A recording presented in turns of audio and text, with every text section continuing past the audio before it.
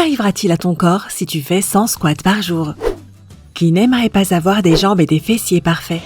Je ne suis pas une exception. Je me suis posé cette question moi aussi. Après avoir passé des mois à lutter à la salle de sport sans voir les résultats escomptés, j'ai décidé de passer à la vitesse supérieure et de faire 100 squats par jour. Et ce qui me semblait impossible a pourtant changé ma vie. Alors, veux-tu connaître toute l'histoire? Ok, regarde cette vidéo. 100 squats par jour? Ce n'est pas possible. Voilà quelle a été ma première réaction quand j'ai vu ces défis de 100 squats par jour sur les réseaux sociaux. Comment ces gens-là arrivaient-ils à faire cela? Je pensais que je n'étais même pas assez forte pour un défi comme celui-ci, donc j'ai continué à aller à la salle de sport régulièrement. Mais je ne pouvais pas me sortir cette idée de la tête, et un jour, ma curiosité a gagné et j'ai décidé de tenter ce fameux défi et de voir où il me mènerait. Je me souviens encore de mes 100 premiers squats. Il m'a fallu beaucoup de persévérance et de volonté pour ne pas m'arrêter au 50e. Mais Internet m'a encore une fois aidé et j'ai trouvé différents types de squats pour changer un peu. J'ai donc choisi 10 types de squats et j'ai fait chacun d'entre eux 10 fois. Et tu es libre de ne pas me croire, mais mon entraînement est instantanément devenu plus simple et plus amusant. Après tout, les changements c'est toujours bon, non? Donc voici les 10 squats que j'ai fait durant mon expérience d'un mois. Je les incorpore d'ailleurs encore à mes entraînements.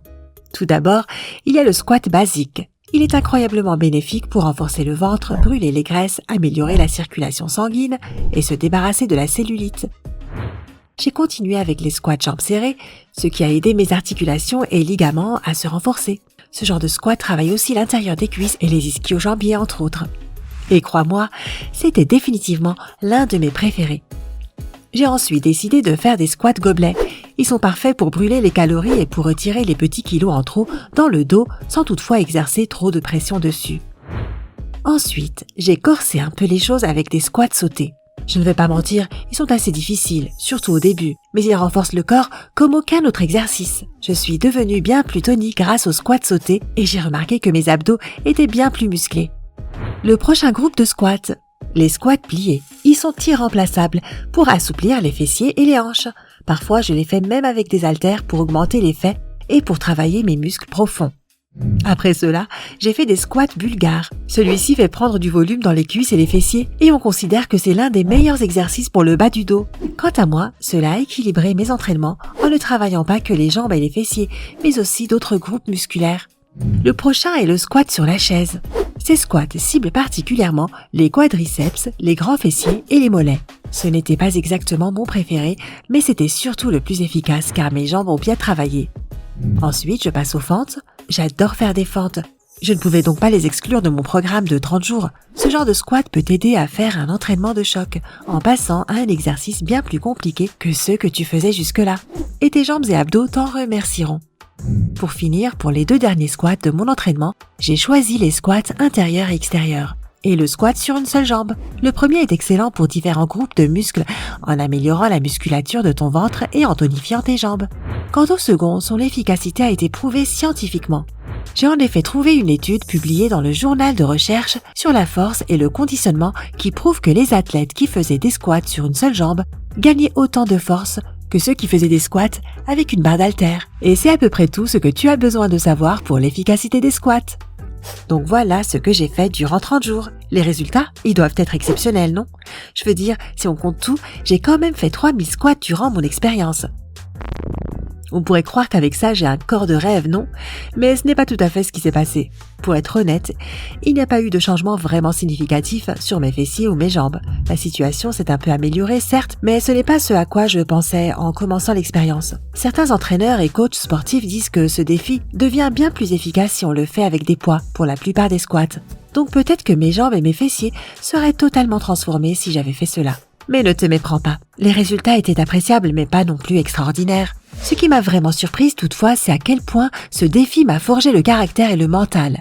Faire un exercice 100 fois est un véritable entraînement de cardio. Le défi est très élevé et cela fait augmenter ton rythme cardiaque comme jamais. Après le 50e squat, tu as l'impression que tu as couru un marathon ou tu souhaites simplement t'allonger et oublier ce challenge une bonne fois pour toutes. Mais il faut continuer à garder le rythme durant 29 jours. Tu ne croiras jamais à quel point cela t'endurcit.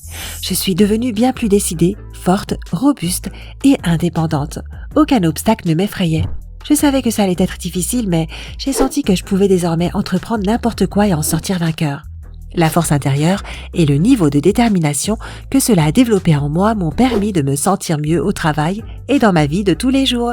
Je suis calme et c'est mon meilleur allié. Le travail physique n'est plus quelque chose que je fais parce que je le dois, mais bien parce que je le veux. Oui, c'est quelque chose que je veux faire, quelque chose qui m'aide à me libérer des tensions et à acquérir de l'énergie. Et rien que pour ça, ce challenge était vraiment à faire. L'autre chose qui m'a étonnée, c'est de voir avec quelle facilité et rapidité mon corps s'est adapté au défi. Vers la fin, c'était tellement simple de faire sans squat que j'aurais carrément pu en faire plus. Cela semble impossible, mais après 2 semaines d'entraînement régulier, ton corps s'habitue tout à fait. C'est pourquoi il est si important de garder ta routine sportive au même niveau, même après avoir déterminé le défi. Nos corps peuvent s'adapter rapidement, donc ce serait dommage de tout perdre alors que tu as travaillé dur. Tu n'es pas d'accord ? Quant aux autres avantages et inconvénients de ce challenge, garde en tête que tu as besoin d'un certain temps par jour pour faire sans squat.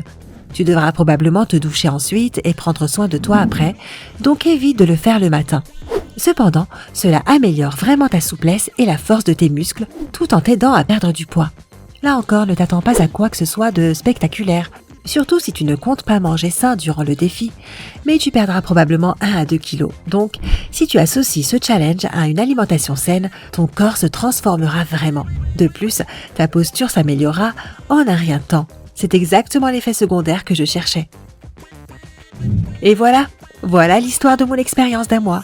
Pour être honnête, je suis vraiment heureuse d'avoir pris cette décision courageuse et d'avoir relevé le défi. Cela m'a appris beaucoup de choses, m'a rendue plus forte et plus déterminée, et mes entraînements sont maintenant bien plus équilibrés. Je me rapproche petit à petit du corps que je veux. Grâce à la force que ce défi m'a procurée, j'y arriverai en un rien de temps. Alors, que penses-tu de mon expérience ? Aimerais-tu te lancer toi aussi ? Exprime tes opinions dans la section ci-dessous. Si tu as apprécié mon expérimentation, clique sur j'aime et partage cette vidéo avec tes amis. Peut-être qu'ils aimeraient le faire eux aussi. Et pour plus de vidéos sur Sympa, clique sur s'abonner. À très vite.